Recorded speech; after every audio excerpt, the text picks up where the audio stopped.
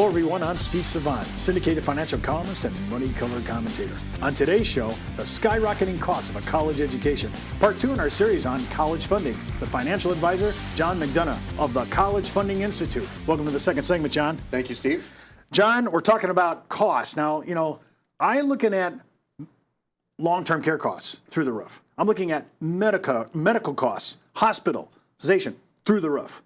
What about college education? Are all three of these items, including college education, just blowing by inflation? Through the roof. And in fact, double the pace of inflation. Over the last 30 years, the cost of public tuition has increased over 250%. That's a pace of about 7 to 8% per year of college costs increasing. How can it be? I mean, is it just out of control? Do we not know how to rein education in? If we did away with federal student loans, would it crush most colleges? It is out of control. And the reason why it's out of control is the simple law of economic supply and demand. Never before in history, I don't believe this to be false, but never before in history has there been such social pressure on a graduate having a college degree before they enter the workforce. Most people that are in the position of hiring graduates can't even look, or that are in the position of hiring someone for their firm, can't even interview someone unless they have a college degree. Now, for those of us that have hired young people in the past, the degree is really worthless because we have to reteach them everything we want them to know anyway. Forget what your professor think they knew, but we want them to have a degree before we can even talk to them. So there's so much pressure for kids to graduate with a college degree. Sometimes I'm thinking about these costs. I mean, you're looking at a 4-year degree can cost at the low end 80 grand. At the high end, you have 200,000, and we're not even talking Ivy League, right? And those numbers are probably a couple years old. I tell people all the time I should probably update those slides. If you look at the typical in-state tuition for a public school, those costs range all in the total cost of attendance, tuition, fees, books, room and board, lab expenses, everything except pizza money and probably beer money. That cost is between $25,000 to $30,000 per year. It takes the average child 5.8 years to get a bachelor's degree. They changed majors 2.2 times on average in their college career. And that's just the state school. So you're doing 30,000 times 5. That's $150,000 for an in-state bachelor's degree. And then if you go all the way to the other end of the spectrum and you have the Ivy League schools, they're at $75,000 to $80,000 a year of total cost of attendance. 80,000 times 4, what is that? $320,000 and that's for one of your children. What if you have 2, 3, 4, and in one instance, I knew a family that had 8 children. If I had 8 children, I'd be having exemptions. I may not be paying federal taxes for the first 10, 12 years. I don't know. Think about it. We're looking at really staggering numbers. I'm thinking right now, I just saw the number. We have $1.2 trillion in IOUs to student debt. I mean, that's right now. Millennials coming out of school with burdens like this are already finding out, can't get a home. I don't have the down payment. I have the down payment, but who cares? I have so much debt ratio, it is a killer. So we're walking in with 6-figure debt right out of school at 22 to 25 years of age. Some people, I wanted your opinion, we said this in the first segment, hey, a lot of people are going to junior college first, sort out, hey, do I really want to go to this major or not? Maybe that'll help sift it out. Yeah. But the costs are contained. You're probably staying at home too, probably not living in an apartment. You may do like I suggested. Some of the high schools here, one of my children did that. They got their associates and their high school degree at the same time. But now, how about military? Maybe I should go and get on the GI Bill, do 4 years for Uncle Sam and come back. Maybe it's cheaper. Yeah, I mean, if that's what your child wants and that's in the realm of who your child is, that's a good possible solution. Every family's different. Every child's different. My dad got a 2-year degree before he went to the Virginia Tech and graduated with 2 engineering degrees.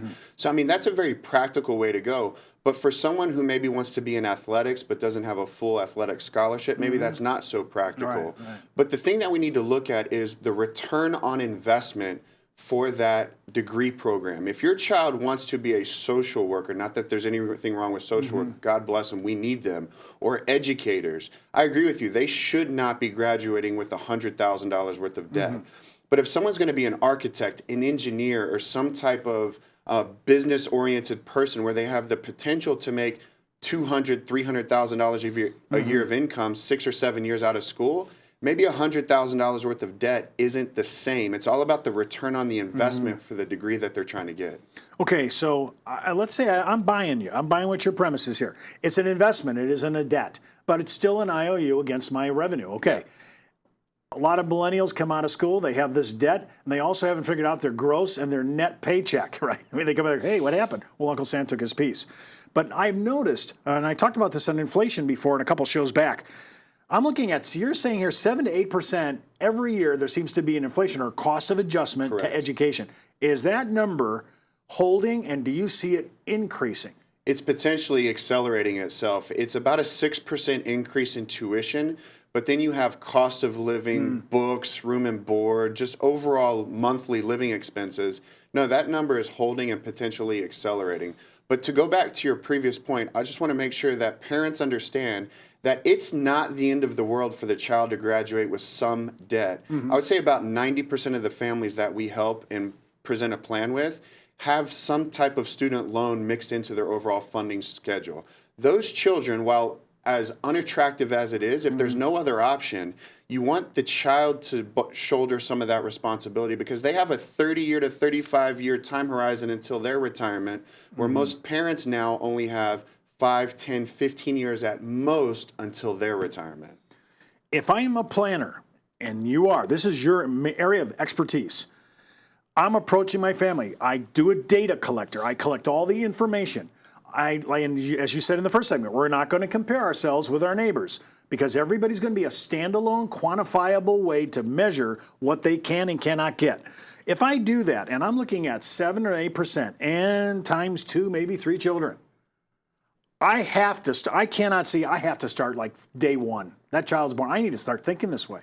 Yeah, absolutely. Like I said in the first segment, this is not a secret. When we found out we were pregnant, we should have started saving for college, in all honesty. But it's not too late. College does not have to be paid for all up front with cash flow. There's really 3 buckets of money we can use. Yesterday's money, which is in the form of savings now. Today's money, which is in the form of cash flow. Or tomorrow's money, which is in the form of loans. And it's probably a combination of all of those things. You just need to make sure you got the right terms, the right rates, the right type of investments to make your plan work for your family and your children. Okay, so let's say you're going to come in and you're going to help me make that call as a parent.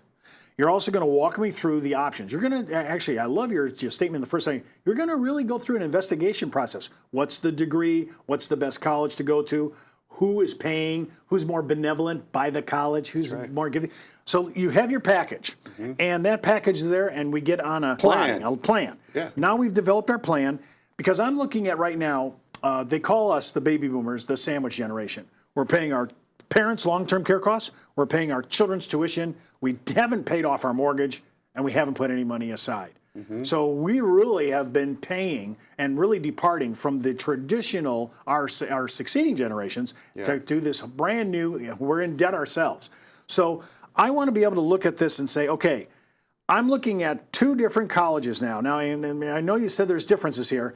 Is there really a big price tag difference between my public education and, oh no, I'm going to a private Christian school, I'm going to a private Ivy school, I'm going to MIT out of state?